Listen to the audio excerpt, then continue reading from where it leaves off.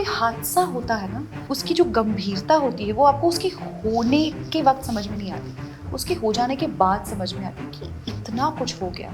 अंधेरी की तरफ भी एक टोली निकली है तो वहाँ के लोग घबरा गए, ट्राइडेंट होटल के पास कोई पहुँच गया है, पार्ला में ब्लास्ट हो रहा है, कसाब की इमेज बार बार फ्लैश हो रही थी हर जगह, जिसको सीएसटी स्टेशन पे कैप्चर किया गया था। बैकपैक लिया हुआ आदमी जिसके हाथ में एक AK-47 है, ये कल्पना के परे है। मतलब कभी आपने इमेजिन किया कि मुंबई में एक आदमी नंगी गन लेकर यूँ फायरिंग, अंधाधुंध फायरिंग करता हुआ घूमेगा? हमारे एक परिचित है जिनके ऑफिस में मैं गई हुई थी, वो मेगा चेम्बर्स में उनका ऑफिस है चर्च के, कि खिड़की से दरिया दिखता है छोटा सा। उन्होंने मुझसे कहा, ये देख रही हो ये जगह, कसाब यहाँ से उतरा था। और मैं 2 सेकंड के लिए रुक गई।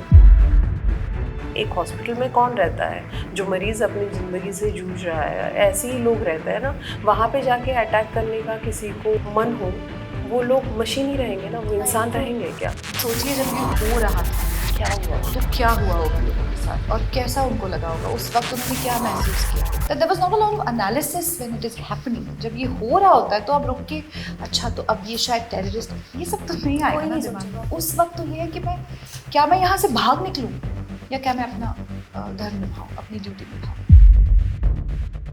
26/11 की कैसी काली रात जिसे हम एक आतंकी हमले के रूप में जानते हैं, लेकिन एक ऐसी कहानी जिसे कोई नहीं जानता।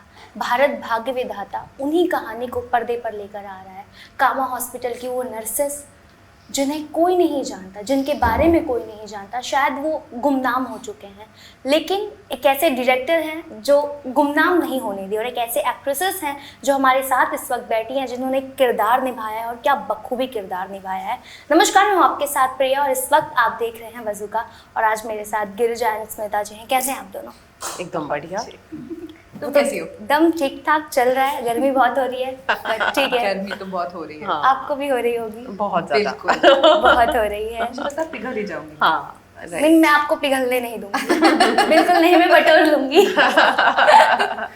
बट 26/11 पर ना बहुत सारे सीरीज बन चुकी हैं, मूवीज़ बन चुके हैं, शॉर्ट फिल्म्स बन चुकी है, डॉक्यूमेंट्रीज बन चुकी हैं, लेकिन ऐसी कहानी शायद ही आई है।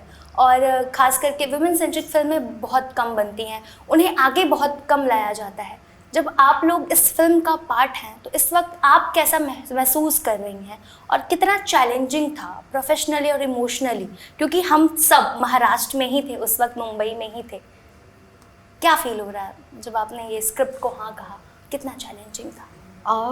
स्क्रिप्ट को हाँ कहना तो उसकी एक अलग प्रोसेस है, मैं उसके बारे में बाद में बोलूँगी। लेकिन सबसे पहले जो आपने कहा था 26/11 के ऊपर बहुत सारी फिल्में, बहुत सारा कंटेंट अब तक आया है, लेकिन वो जो कंटेंट और वो सब कुछ है वो उस इवेंट के बारे में बोलता है, जितना भी अब तक कंटेंट आया है। लेकिन ये फिल्म वो जो घटना घटी है उसके आगे जाके कुछ बात करती है।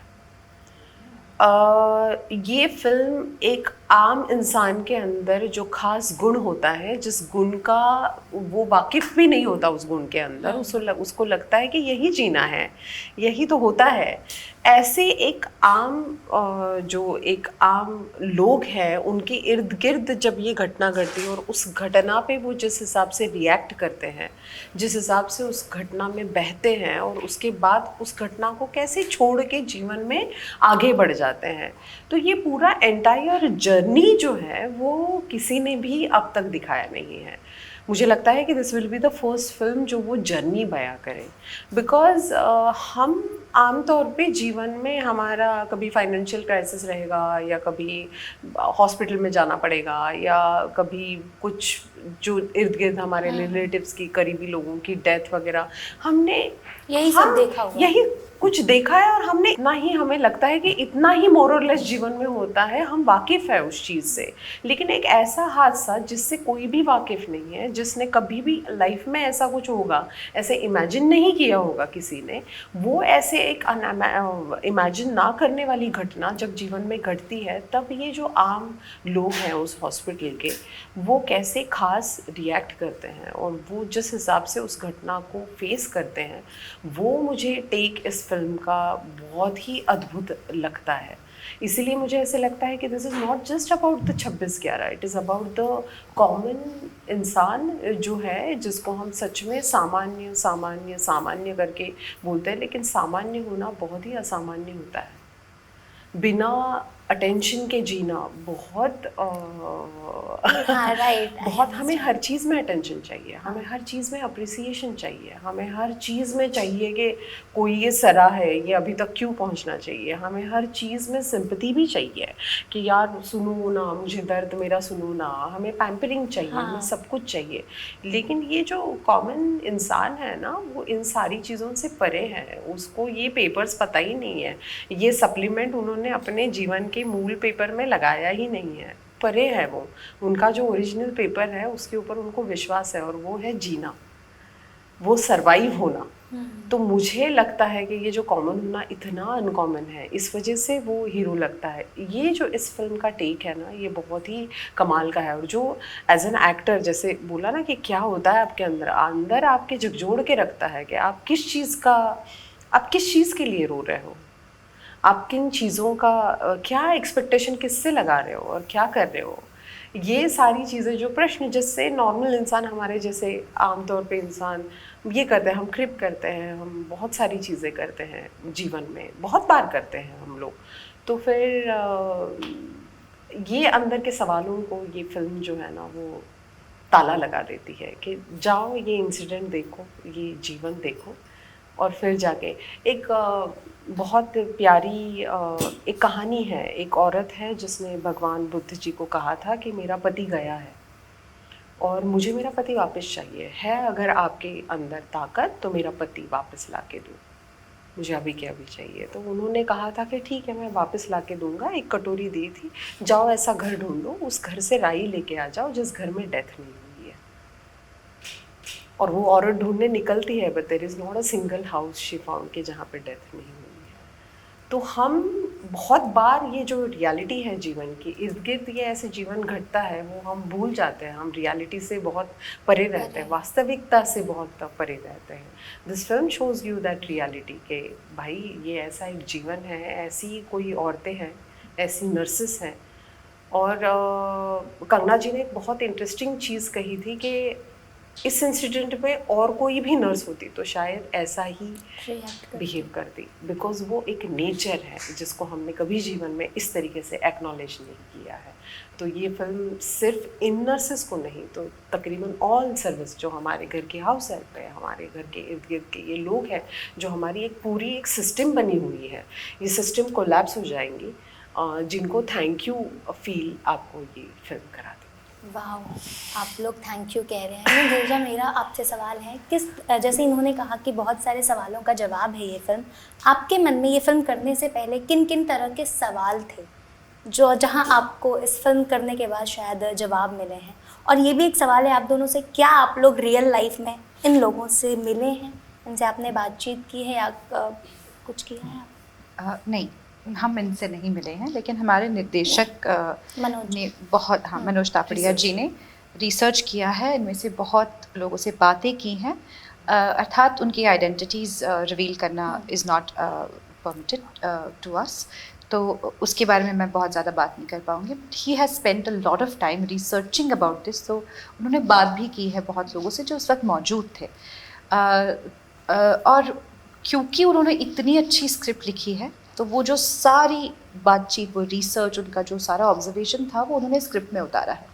तो सवाल मेरे मन में सवाल स्क्रिप्ट पढ़ने के बाद आए, क्योंकि हम सब ने, आपने जैसे शुरुआत की कि हम सब महाराष्ट्र में थे जब ये हुआ, मैं भी थी, स्मिता भी उस वक्त, इनफैक्ट वो बताएंगी, वो तो बिल्कुल जो पार्ला वाला ब्लास्ट हुआ वहीं थी, ट्रेलर लॉन्च में भी उन्होंने ये बताया। मैं भी महाराष्ट्र में थी, मुंबई में थी, इन्फिनिटी मॉल में थी, इन्फिनिटी मॉल में दौरान आई भी हुई जी, तो मैं वहाँ थी, हम ये सब देख रहे थे। और जैसे कोई हादसा होता है ना, तो उसकी जो गंभीरता होती है, वो आपको उसके होने के वक्त समझ में नहीं आती, उसके हो जाने के बाद समझ में आती है कि इतना कुछ हो गया। जैसे खबरें आ रही है, अलग अलग बातें पता चल रही है, उसमें से कितनी खबरें हैं, कितनी अफवाहें हैं, आप ढूंढने की कोशिश कर रहे हैं। फिर कुछ ऐसी अफवाह हुई थी कि अंधेरी की तरफ भी एक टोली निकली है, तो वहाँ के लोग घबरा गए। फिर ट्राइडेंट होटल के पास कोई पहुँच गया है, पार्ला में ब्लास्ट हो रहा है, और फिर ऐसे मतलब ऐसा माहौल बन जाता है कि आपको समझ में नहीं आता कि इनमें से क्या सच है, क्या नहीं है। फिर आपको विजुअल्स दिखने लगते हैं। फिर एक वो जो कसाब की इमेज बार बार फ्लैश हो रही थी हर जगह, जिसको CST स्टेशन पे कैप्चर किया गया था। तो मतलब एक बैकपैक लिया हुआ आदमी जिसके हाथ में एक AK-47 है, ये कल्पना के परे है। मतलब कभी आपने इमेजिन किया कि मुंबई में एक आदमी नंगी गन लेकर यूं फायरिंग, अंधाधुंध फायरिंग करता हुआ घूमेगा? ये मैंने कभी कल्पना में भी 10 लोग थे, सिर्फ 10 Exactly. लोग थे और पूरी मुंबई में हड़कंप मचाया। तो ये मतलब आपको अगर ये किसी ने बता दिया, ये अगर हुआ नहीं होता, और आपको अगर ये किसी ने स्टोरी आइडिया की तरह पिच किया होता, तो आप कहते बकवास, ऐसा थोड़ी हो सकता है। आप ये कहते। तो मैं हाल ही में हमारे एक परिचित है जिनके ऑफिस में मैं गई हुई थी, वो मेकर चेम्बर्स में उनका ऑफिस है चर्च गेट में। तो उनकी खिड़की से दरिया दिखता है छोटा सा। तो ऐसे 2 बिल्डिंग के बीच में से समंदर का एक पोर्शन दिखता है जहाँ छोटी छोटी नावें लगी हुई हैं। तो मैं ऐसी वेट कर रही थी, उनका फ़ोन चला, तो मैं खिड़की से बाहर देख रही थी। तो उनका जैसे फ़ोन खत्म हुआ, उन्होंने मुझसे कहा, ये देख रही हो ये जगह, कसाब यहाँ से उतरा था। और मैं 2 सेकंड के लिए रुक गई। उस घटना से जुड़ी हुई कोई भी बात हमारा मतलब दिल दहला देती है, वो रोंगटे खड़े कर देती है।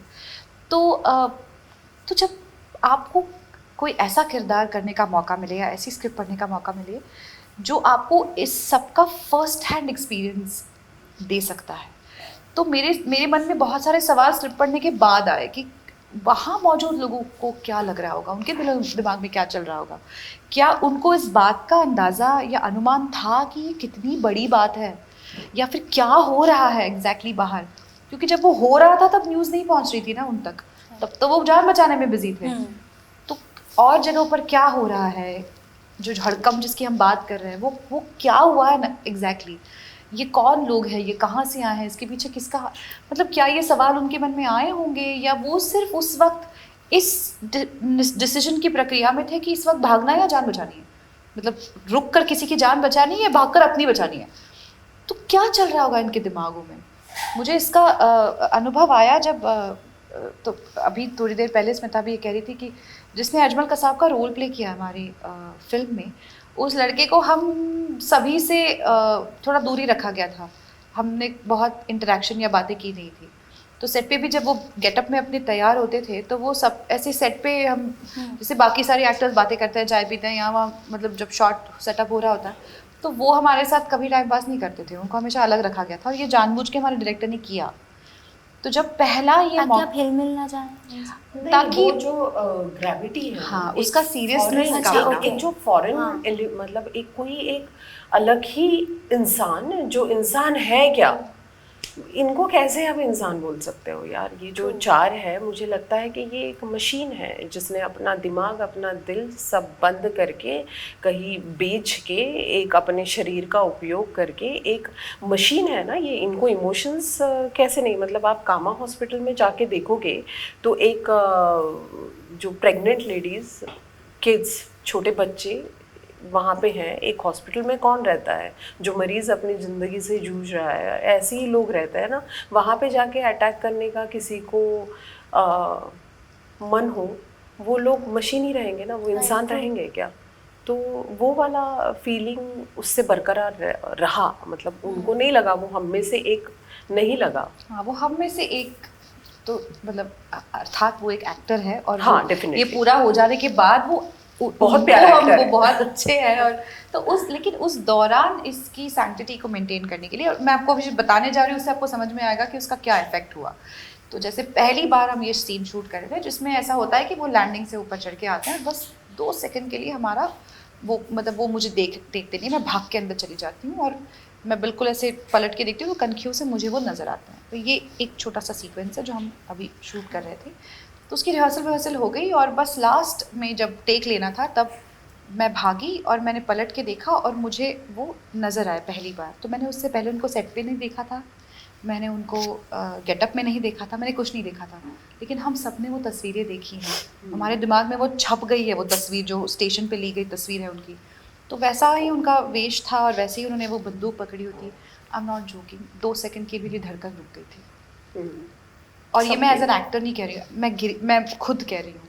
मैंने उनको देखा और मैं समझ ही नहीं पाई कि मैं 2 सेकंड क्या करूँ। तो आप सोचिए जब ये हो रहा था क्या हुआ हो? तो क्या हुआ होगा लोगों के साथ और कैसा उनको लगा होगा, उस वक्त उन्होंने क्या महसूस किया होगा। तो ये सारे सवाल मेरे दिमाग में आते गए और जब मैंने ये फिल्म की और जब हमने ये फिल्म देखी तो मैंने रियलाइज़ किया कि हम थोड़ा सा किसी भी घटना से थोड़े से दूर हो जाते हैं ना, तो हम उसका बहुत सारा एनालिसिस कर लेते हैं। जो उस वक्त मौजूद होते हैं ना, उनके सामने 2 पर्याय होते हैं, एक तो आप रुक के लड़े या आप निकल के भागे। तो वो सब जो रुक कर लड़े उनको ये फिल्म सेलिब्रेट करती और है। उनके पास चॉइस था कि वो भाग सकते थे, लेकिन उन्होंने उसका चुनाव नहीं किया। उन्होंने वहाँ पे रुकना जो है वो चुना उसका वो चुना। तो मुझे लगता है that's why they are unseen unseen hero. So that is the answer I found. That there was not a lot of analysis when it is happening. जब ये हो रहा होता है तो आप रुक के अच्छा तो अब ये शायद टेररिस्ट, ये सब तो नहीं आएगा कोई ना नहीं दिमाग में। सोचेगा। उस वक्त तो ये है कि क्या मैं यहाँ से भाग निकलूँ या क्या मैं अपना धर्म निभाऊँ, अपनी ड्यूटी निभाऊँ। तो बस इतने से चॉइस पे we have these heroes who chose duty over saving themselves. ना कंगना एक ऐसी एक्ट्रेस हैं जो कुछ भी कहती हैं बेबाकी से कहती हैं। फिल्में भी ऐसी बनाती हैं जो वुमेंस पे होती है, वुमेन सेंट्रिक फिल्में होती हैं। उनकी फिल्में उठा के आप देख लीजिए, चाहे इमरजेंसी हो, धरावी हो, ऐसी फिल्में बनाती हैं जो औरतों को बड़ी अच्छी लगती है कि यार कंगना ने क्या बोला है, कंगना क्या कर रही हैं। लेकिन ना बहुत लोग ऐसे भी हैं जो उन्हें पसंद नहीं करते। तो क्या आप लोग को पता था कि इस फिल्म में कंगना भी होने वाली है या फिर नहीं पता था? पहले दिन से पता था। पता था या पहले दिन से पता क्योंकि वो प्रोड्यूसर भी तो है ना, मतलब ये फिल्म हो ही रही है इसलिए क्योंकि उन्होंने इसको बैक किया। तो मनोज जी ने जो ट्रेलर के दिन भी कहा था कि वो कई साल से इस फिल्म को बनाने की कोशिश कर रहे थे। जब कंगना जी इससे जुड़ी तो ये इस फिल्म का फिल्म स्वरूप बना, वरना वो पेपर पे थी जैसा वो कहते हैं। तो मुझे तो पहले दिन से पता था कि वो प्रोड्यूस भी करेंगी और वो इसमें काम भी करेंगी। तुम्हें भी पता? या एक्सपीरियंस कैसा था कंगना के साथ, काम करके कैसा एक्सपीरियंस था? और बहुत कमाल का एक्सपीरियंस था। मैं एक चीज़ बोलूँगी कि जैसे मैं ऐसे नहीं कहूँगी कि मुझे कंगना जी के साथ काम करके ऐसा एक्सपीरियंस आया। मुझे ऐसे लगा वो हम में से ही एक है और वो वैसी ही रही। उन्होंने वैसे ही खुद को वहाँ पे, मतलब मैंने तो पंगा में सिर्फ वो एज एन एक्टर थी, तो मेरा पंगा का एक्सपीरियंस बहुत अलग था। शी इज़ वेरी प्रोफेशनल, आएगी प्रोफेशनली अपना काम करेंगी और चली जाएंगी।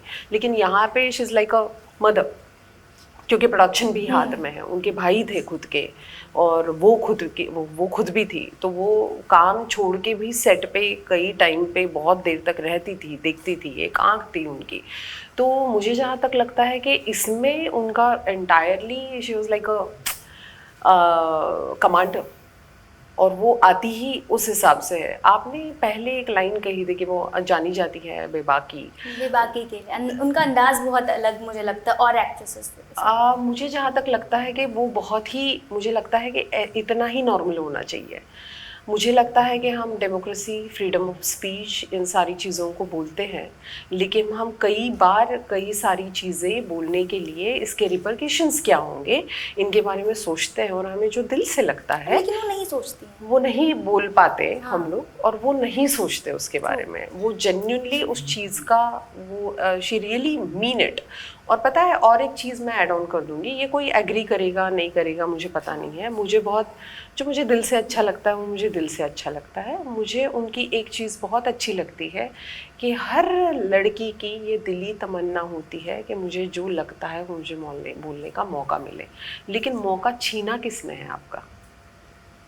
आपको मौका है, लेकिन वो उस रिपरकशंस से नहीं डरती, उसके परिणामों से वो नहीं डरती, और इस वजह से निडर होके वो बोलती है बहुत बार।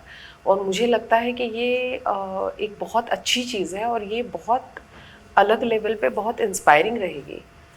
जीवन में होता है ना, आप बहुत बार एक टॉप एंगल पे खुद को डाल देते हैं और त्रयस्थ हो के हम जीवन का ये एक आइडियल सिचुएशन ये होना चाहिए, ये बातें होनी चाहिए, हम बहुत बार करते हैं।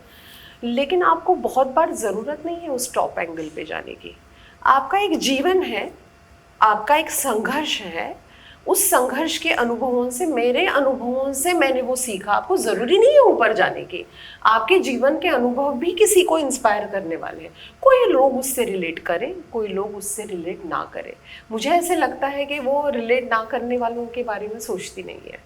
मुझे मेरे जीवन के अनुभवों से जो लगा है उसके बारे में मैं बोल दूँगी, मैं सोचूंगी नहीं। वो मेरा फ्रीडम ऑफ स्पीच है, और वो हर बहुत सारी लड़कियों को जो स्ट्रगल करके आई है, हाँ, अब उनके जीवन के संघर्ष से कोई रिलेट ना करे तो वो रिलेट नहीं कर पाएगा उन बातों को, लेकिन जिन्होंने वो संघर्ष किया होगा वो डेफिनेटली रिलेट कर पाएंगे। जैसे सिंपल होता है ना कि एक मुंबई का इंसान बीड़ जिले में क्या हुआ है वो कैसे रिलेट कर पाएगा उसके दुख के, लेकिन बीड़ जिले वाला मुंबई का रिलेट नहीं कर पाएगा। लेकिन दोनों का एग्जिस्टेंस है, ये मुंबई वाला भी इतना ही इम्पोर्टेंट है, बीड़ जिले में रहने वाला या कहीं झारखंड में रहने वाला या कहीं भी रहने वाला है उतना ही इम्पोर्टेंट है। तो ये वैविध्यपूर्ण देश है। इस देश में हर कोई अपना अपना स्ट्रगल लेके आया है, हर शहर का, हर जगह का अपना अपना स्ट्रगल है, वो करके वो आया है, उसके अनुभवों के साथ आया है। इसलिए भारत हमेशा विविधता से भरा देश है, किसी एक लैंड पे, किसी एक रास्ते पे जाने वाला देश नहीं। Thank you so much. आपकी भी पर्याय ये बड़ी दिमाग में बैठ गया, पर्याय क्या हिंदी है आप दोनों की, मेरी इतनी अच्छी नहीं है। वो मेरे पति को क्रेडिट जाता है। अरे वाह, मेरे पति को नहीं जाता। मेरे पति की वो गोड़ बोले हैं। ये खुद ही ले रही है कि ये सब मैंने खुद सीखी है। पर सच में मैंने सीखी है, क्योंकि इनके पति की मातृभाषा हिंदी है। हाँ, मेरे पति की मातृभाषा मराठी है, और वो हिंदी में बिल्कुल भी बात नहीं कर सकते। मतलब वो बहुत ही बुरी हिंदी बोलते हैं। आपकी हिंदी इतनी अच्छी कैसे? कई साल पहले मैंने एक हिंदी नाटक हाँ। में एक रोल करने के लिए हामी भरी थी, और रिहर्सल पर जाते ही पहली बार जब मैंने बाकी सारे एक्टर्स को जो हिंदी भाषी थे बोलते हुए सुना, तो मुझे लगा कि मैं बहुत पानी में हूँ, मुझे अपने आप को प्रिपेयर करना पड़ेगा। तो बहुत ही उम्दा कलाकार है गौरी बालाजी नाम की, जिन्होंने बहुत अच्छे अच्छे किरदार निभाए हैं, NSD से हैं। गौरी जी को मैंने कोल्ड कॉफ़ी, पेस्ट्रीज़ की रिश्वत दे देकर उनसे मेरी सारी स्क्रिप्ट्स पर काम करवाया है। गौरी बहुत पेशेंट और बहुत ही लवली हैं, क्योंकि उन्होंने मेरी सारी रिश्वतें कबूल करके अपना बहुत कीमती समय मुझे दिया। और मतलब हर छोटा छोटा वर्ड, छोटी छोटी प्रोनाउंसिएशन, ग्रामर की छोटी छोटी चीज़ें मैंने उनसे, मतलब मैं इस हद तक उनको परेशान करती थी कि किसी स्क्रिप्ट में अगर मुझे किसी प्रोनाउंसिएशन का थोड़ा सा अगर मैं श्योर नहीं हूँ तो मैं उनको फ़ोन पे कहती थी मुझे आप रिकॉर्ड कर करके भेजो। तो उन्होंने मेरी काफ़ी सारी स्क्रिप्टों की काफ़ी सारी लाइनें मुझे रिकॉर्ड कर करके भेजी है, तो इसका बहुत श्रेय गौरी जी को जाता है। इसके अलावा मुझे भाषाएं अच्छी लगती है। मुझे लगता है ये एक बहुत बेहतरीन टूल है अपनी मनस्थिति को बयान करने का। मुझे इस वक्त एग्जैक्टली क्या लग रहा है, इसको अगर मैं आप तक पहुंचा सकूं तो बहुत सारी मुश्किलें ख़त्म हो जाएंगी। तो इसके लिए भाषा से बेहतर क्या टूल हो सकता है। और भाषा इतनी समृद्ध है, इस छोटे छोटे, अगर मुझे दुख में भी मेरे अलग अलग छटाएं होती है तो उसको भी व्यक्त करने के अलग अलग शब्द हैं। तो मैं आपको बिल्कुल सटीक समझा सकती हूँ कि इस वक्त मुझे कैसा लग रहा है। तो अगर मैं ये भाषा से कर पाऊँ तो फिर क्या चाहिए और। तो इसलिए भी मुझे किसी भाषा को अच्छे से बोल पाना, उसको आत्मसात करना, इसमें मुझे रुचि है, तो मैंने इसकी तैयारी की। वाह, क्या हिंदी है। मुझे एक इसमें अभी जाके हमें साक्षात्कार हुआ है कि 2 NSDians जो हैं उन्होंने 2 मराठी एक्ट्रेसेस की हिंदी सुधारी है। क्योंकि मेरे पति भी NSD से हैं, एंड ये सो मुझे लगता है कि थैंक यू NSD। आपने महाराष्ट्र की, मतलब हमने आपके इंस्टीट्यूट में एडमिशन नहीं लिया, लेकिन फिर भी आपके जो स्टूडेंट हैं उन्होंने हमारी हिंदी को जो है वो उसको बहुत अच्छा बनाने के लिए प्रयास। और इसी बात पे मेरे पास कुछ रैपिड फायर है आपके लिए। ये भी है? हाँ जी जी, सुनाइए। रैपिड फायर को हिंदी में क्या कहना चाहिए? रैपिड फायर जलद अग्नि, गति ज्वाला, ज्वलंत गति, जलद ज्वाला, गति। जलद ज्वाला या गति ज्वाला। ठीक है, आप लोग जो भी बोल रहे हैं। जलद गति या जलद गति सवाल, जलद गति सवाल। अच्छा, जलद गति के सवाल। मतलब ऐसे रैपिड फायर टाइप नहीं है, बट ठीक है। अच्छा चलो ठीक है। ओके, फर्स्ट सवाल है आप लोगों के लिए। If you were a nurse, what kind of nurse would you be? First option, strict nurse, sweet nurse, gossip queen nurse. क्या मैंने जो पढ़ाई की है, I could have actually been a nurse, surgical Yeah, yeah, actually. मैंने biotechnology की पढ़ाई की है। मेरी क्लास में मेरी एक दोस्त है जो सर्जिकल नर्स है। गिरी रैपिड फायर। तो all of the above. All of the. Okay, आपके लिए? मैं चूज करूंगी आपने 3 क्या बोले थे? स्ट्रिक्ट, स्वीट और गॉसिप क्वीन। मुझे लगता है कि मैं स्वीट बनूंगी। आप स्वीट ही बनेंगे? हाँ, मुझे लगता है कि क्योंकि मैं वो sweet स्ट्रिक्ट बनूंगी। हैं, हाँ, तो मुझे लगता है तो वो कि बनना स्वीट चाहेंगी। ओके। पंच लाइन मार दिया। कुछ बोल ही नहीं सकते इस लड़की को। मतलब ये है, कौन बुली करता है? पिछले वाले इंटरव्यू में बोल रही थी ये मुझे बुली हो गया वो इंटरव्यू। अभी किसी को नहीं पता चलेगा, इस वाले में मैं आपसे बोली। Okay. Second, what would you need the most during a shoot? पहला, टी, एयर कंडीशनर मतलब कि एसी, और वाईफाई, और स्लीप। और स्लीप। हाँ। ओह, टी, टी, चाय। थी। मुझे चश्मा, क्योंकि मैं स्क्रिप्टिंग। अलग अलग। मुझे लगता है मुझे एसी चाहिए। ठीक है। और एसी हो तो बहुत बढ़िया है, लेकिन यार हम लोग मराठी हाँ, हम लोग हम बहुत अलग अलग जगह पे शूट करते हैं, और हम लोगों के हम मराठी एक्टर्स की एक खूबी है, हम किसी भी हालात में शूट करने का जज्बा है हमारे अंदर। हमने कहाँ कहाँ नहीं शूट कर किए लेते हैं। हैं। हम मतलब जो शूटिंग फ्रेंडली लोकेशन नहीं है वहाँ पे मराठी लोग पहुँच के शूट करके निकल आते हैं। ये हमेशा ही अच्छी बात नहीं होती, हाँ, क्योंकि लेकिन हम फिर बहुत भी। संतोषी होते हैं। मतलब हम छोटी छोटी चीजों में हम खुश हो खुश जाते हो हैं जाते हैं। कि मतलब ठीक है, कोई बात नहीं, बैठने के लिए जगह तो है, मतलब इसी में हमने खुशी मान ली है, तो ये सही संस्कार। नहीं है। ऐसा नहीं होना चाहिए, वर्किंग कंडीशंस बेटर होनी चाहिए। Right, true. लेकिन फिर भी। मेरे लिए चाय चाय, ठीक चाय है। आती रहे, फिर काम का मजा। वाह। What is the biggest misconception Google has about you? About me, Yes.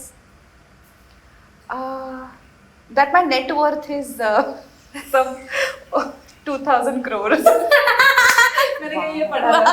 और गिरी, अगर तेरी 2000 करोड़ नेटवर्थ है तो मैं मुझे तो- तो अडॉप्ट कर ले मुझे, Yes, प्लीज। मैं कहूंगी हम सब बस अपना मन का काम करेंगे, और उसका जो उसको बैंक में डाल के उसके इंटरेस्ट रेट पे हम लोग फिल्म नहीं बनाएंगे। परमानेंट का एक कोना मैं ले लूंगी, हाँ, बस। जहाँ हम अपना अपना घर एक- बसाएंगे। नहीं, एक फ्लैट मुझे भी active गिफ्ट कर shop, देना। प्लीज जरूर। और एक आप active- सबको एक एक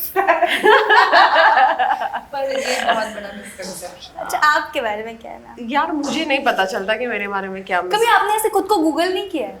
नहीं, मुझे पता है, मुझे बहुत बेसिक लड़की हूँ मैं। मुझे सिर्फ फोन में मैसेज करना, मैसेज आया है तो उसको देखना, फोन करना, और इतना ही पता था मुझे। बहुत दिनों तक मेल करना भी अब उधर जाओ और उधर करो ये भी नहीं आता था मुझे। आरोह वेलणकर करके मराठी एक्टर है, उसने मुझे सिखाया है कि इंस्टा पे तुम ऐसे मैसेज भी भेज सकती हो, इंस्टा पे ये भी कर सकती हो। एक बार कुछ मेरा प्रोजेक्ट था तो बहुत सारी चीज़ें तो मैं बोलती थी कि सिंपल कर लो मेरे लिए। जैसे यहाँ पे भी हमारी मॉनिटर गिरिजा है कि वो पोस्ट डालेगी, हम कोलैब उसका बस उस पे एक्सेप्ट पे बटन दबाना है। मुझे इतना ही आता है। एक बार मेरे भाई ने मुझे फ़ोन किया और बोला कि ताई, जो तेरे पोस्ट के नीचे जो कमेंट आते हैं तो वो तुम डिलीट कर सकती हो। तो मैंने कहा मैं नहीं पढ़ती हूँ वो कमेंट, मुझे नहीं पता क्या आता है।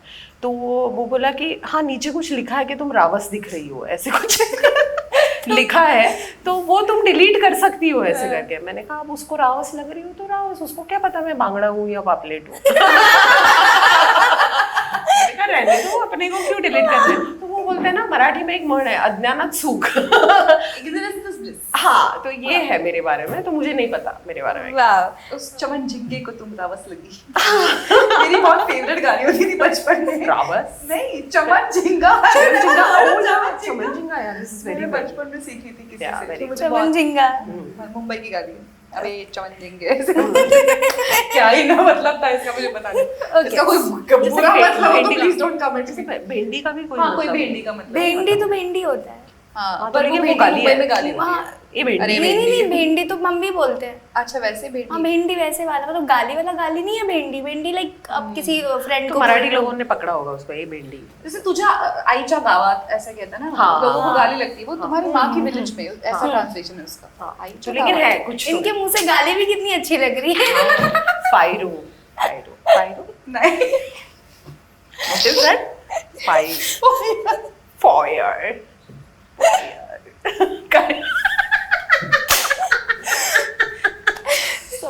It's okay. Keep it up. Okay, ठीक है. You have to delete one forever. Instagram, makeup, shopping, coffee. Delete one forever. Hmm. Instagram, makeup, shopping, coffee. Shopping. Shopping आपके लिए? यार मुझे मेरा आप ज्ञान तो नहीं है तो Instagram ही इंस्टा ही delete कर लो। डिलीट कर देती हूँ जिसमें मेरा ज्ञान नहीं है। हाँ, शॉपिंग नहीं डिलीट करूँगी मैं और कॉफी भी नहीं।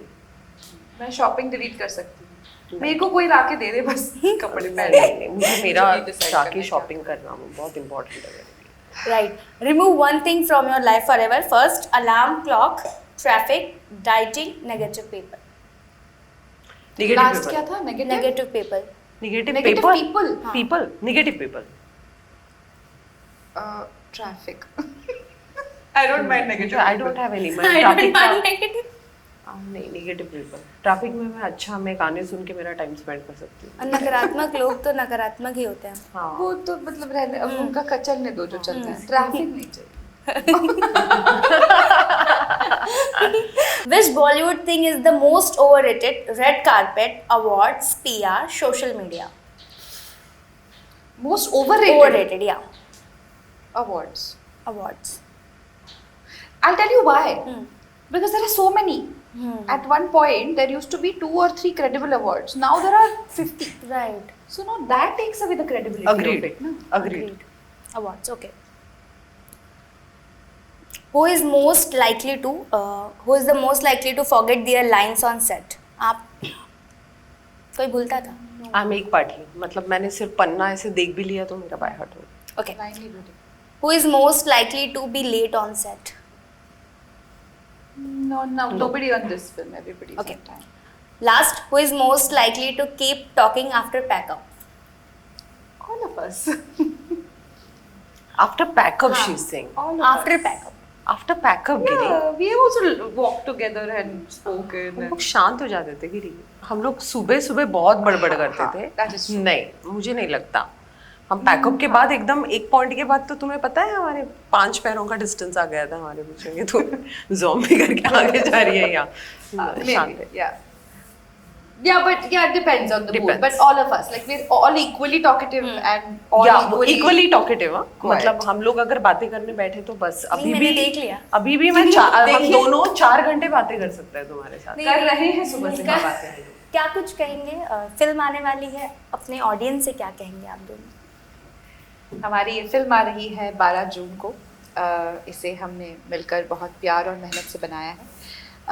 और हमारी प्यार और मेहनत से बढ़कर ये फिल्म उनकी मेहनत के लिए है जो मेहनत तो करते हैं लेकिन उसके लिए कभी सेलिब्रेट नहीं होते. तो जैसे कंगना इसके वॉइस ओवर में कहती है कि जो दिखाई देते हैं लेकिन नज़र नहीं आते, उन सभी अनसीन हीरोज़ के लिए ये एक ट्रिब्यूट है. तो आप इसे ज़रूर देखें और हम उम्मीद करते हैं कि आपको ये पसंद आएगी. 12 जून को भारत भाग्य विधाता सारी थिएटर्स में जा रही है. ये एक बहुत अलग तरह का थिएटर एक्सपीरियंस लेने वाली फिल्म है क्योंकि ये जो इवेंट हुआ था उस इवेंट में जो जिस ज्योग्राफी में ये फिल्म लेके जाती है वहाँ पे जो कसाब का प्लेसिंग है, यहाँ पे क्या घटा, ये आपको जब बड़े पर्दे पे आप देखोगे तो एक अलग तरह का इसमें एक अलग तरह की फीलिंग लेके जाओगे. इस इवेंट को एक अलग तरह से देख के जाओगे. और दूसरी इम्पॉर्टेंट चीज़ है, हमेशा फिल्में हमारे जीवन में जब हम काम करते हैं तब भी इम्पैक्ट डालती है और कई सारी अच्छी अच्छी फिल्में जब हम देखते हैं तो बहुत एक अलग तरह का इम्पैक्ट डाल देती है. ये फिल्म अंदर से आपको मजबूर करेगी ये सोचने के लिए कि जीवन में हम जहाँ कहीं भी हैं वहाँ से ही हमारा हीरो होने का प्रयास स्टार्ट हो सकता है. उसके लिए कोई एक्स्ट्रा अटेंशन, कोई एक्स्ट्रा पोजीशन होने की ज़रूरत नहीं है. और मुझे लगता है कि हर इंसान अपने जीवन का हीरो होता है. हर इंसान के अंदर, हर औरत के अंदर एक हीरोइन छुपी रहती है, एक हीरो छुपा रहता है. उस अंदर के हीरो को जगाने वाला के एक फीलिंग है कि आई एम स्पेशल. ये फीलिंग आपको ये फिल्म देख के कि आई आई कैन बी स्पेशल, मुझे इसके लिए कुछ सिर्फ मैं मेरा जो काम है वो अच्छे से करूँ, ये भी एक स्पेशल होना है। तो अगर इमेजिन करो सारा पूरा देश अगर सिर्फ अपने काम को जिस जगह पे है वहाँ पे ऑनेस्टी से रहे, तो हम पूरे एंटायर भारत का जो भाग्य है वो बदल सकते हैं। वी कैन बी भारत भाग्य विधाता। And thank you so much हमसे बात करने के लिए। भारत भाग्य विधाता आने वाली है 12 जून को, जाइए देखिए और देश का भाग्य बदलिए। Thank you. Thank you so much. Wow, thank you so Yeah, much. thank you.